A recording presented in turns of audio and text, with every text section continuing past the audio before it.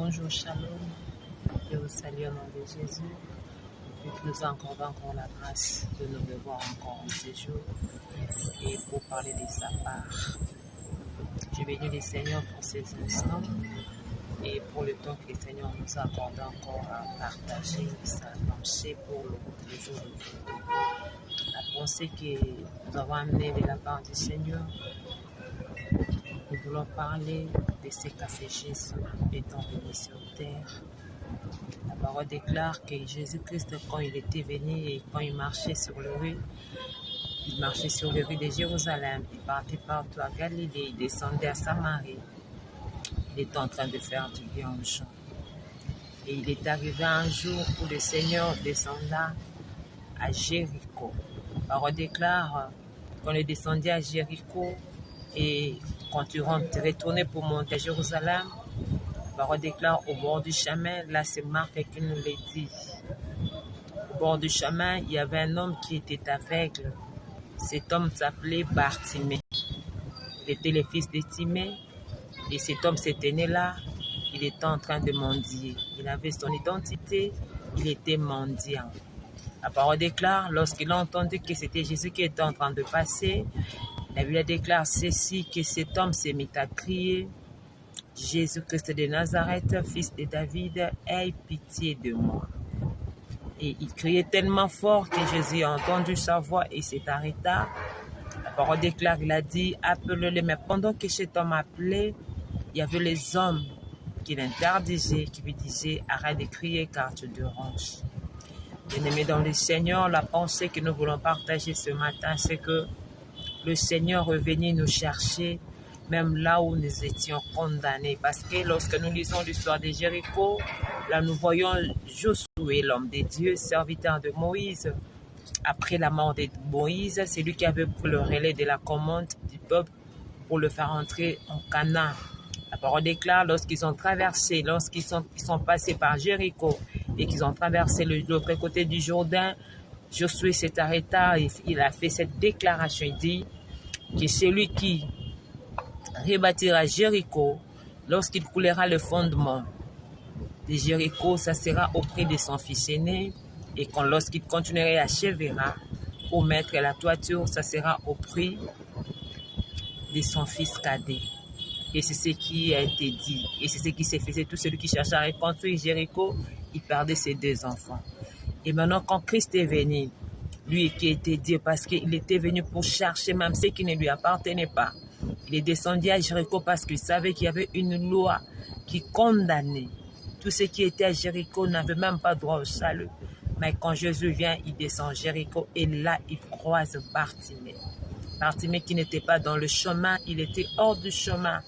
Pendant que la parole nous renseigne, Jésus est le chemin. Il nous appelle à rentrer dans son chemin. On déclare quand Bartimée a écouté Jésus passer, il a crié. Il a crié fils de David. Je suis venu nous dire ce matin. Et lorsque nous crions, le Seigneur attend. Peu importe l'endroit où on peut se retrouver, tu peux te dire, moi je suis encore dans la vie du péché. Je ne connais pas encore le Seigneur. Comment il peut me recueillir? Non, mon bien-aimé dans le Seigneur, toi qui as l'occasion de me suivre.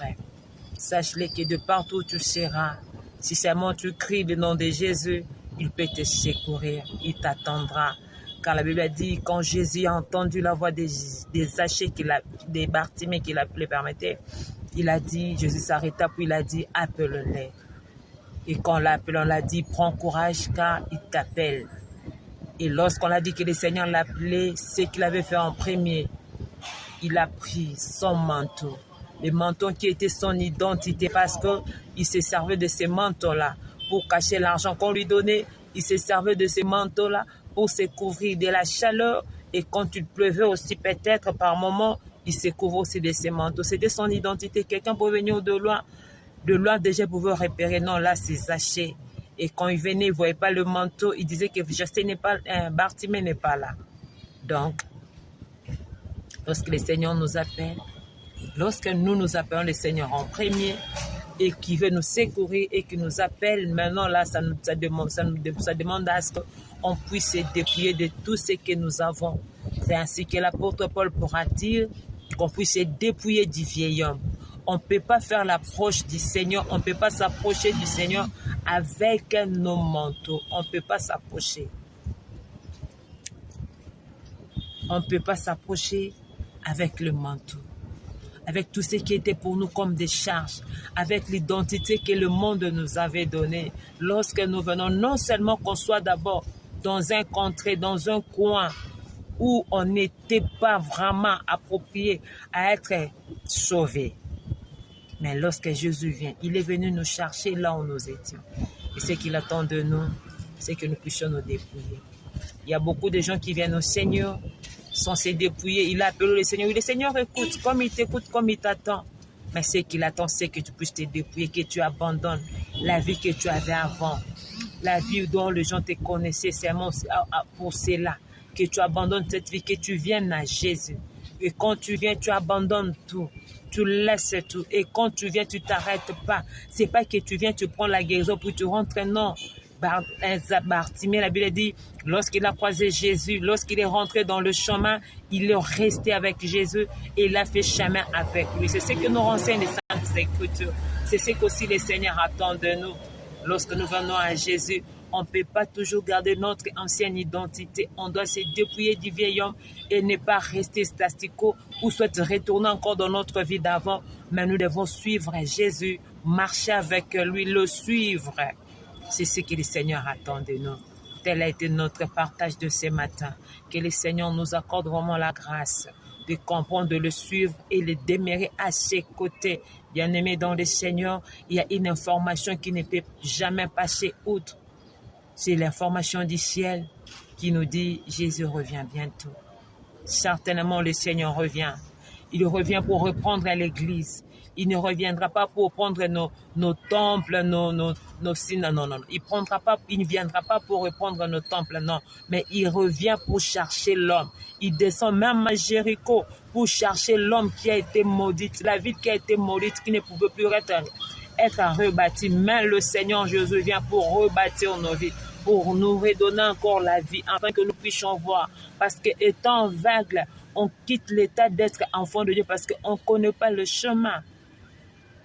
Mais quand on le suit, nous sommes dans le chemin. Laisse que le Seigneur puisse nous accorder cette grâce de rester, de rentrer dans le chemin. Bien-aimé dans le Seigneur, Jésus revient et il revient certainement. Ça vraiment, c'est une vérité absolue qu'on ne peut pas changer. Que le Seigneur nous bénisse. Au nom suprême de son amour. Soyez bénis, restons bénis dans l'amour du Seigneur. Bye.